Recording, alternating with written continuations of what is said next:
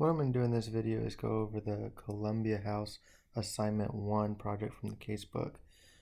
In this case, the Mount Pleasant Community Development Corporation has the opportunity to purchase a 6-unit apartment building as part of its strategy to maintain the supply of low and moderate income housing in its neighborhood. CDC officials want to make an offer on the property, but they don't know what the property is worth. Columbia House is a 3-story, 5,000 square foot apartment building that was built 10 years ago. The building is fully occupied with tenants on annual leases. Rental incomes from the 6 units include $700 on 2 units, $750 on 2 units, and $800 on 2 other units. The vacancy rate averages 5% in the area. Operating expenses include the following. There you see maintenance, heat, water, sewer, insurance, taxes.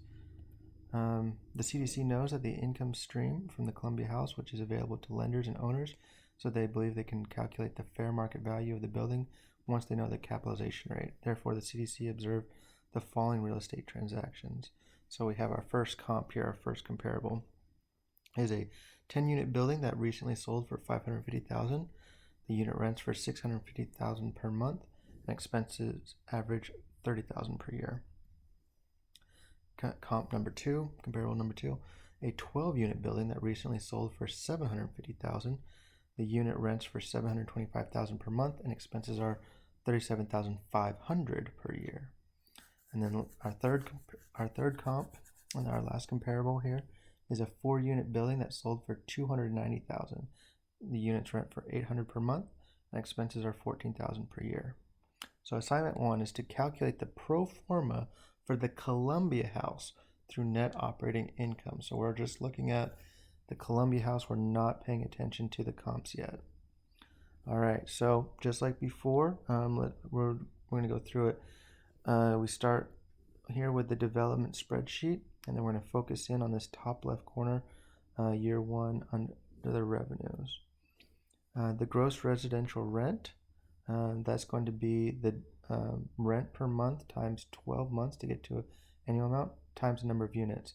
Here we have 3 different unit prices. So there's 2 units at $700, 2 units at $750, 2 units at $800.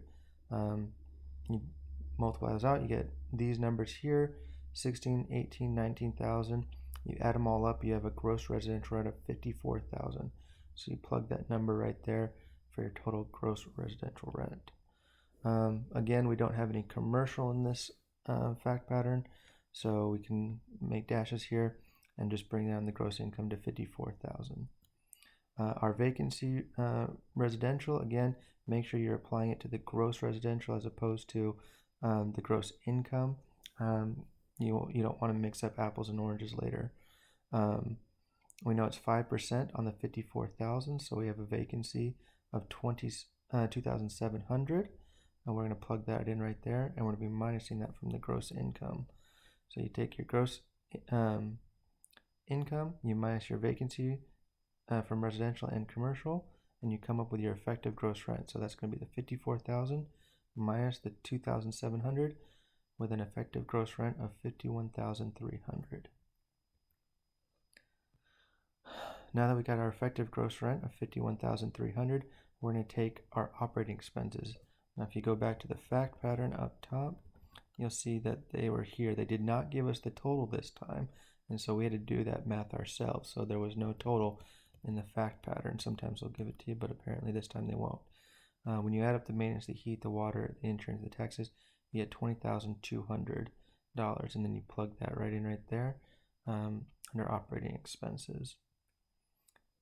Next, we're going to take the effective gross rent minus the operating expenses, and we don't have any reserve deposits again, to come up with our NOI, that most important number, that 31,100. Net operating income is 31,100. All right, so that solves assignment 1. Remember, the question was asking us to calculate the pro forma for the Columbia House through net operating income. And so now we have that very important number, net operating income of 31,100.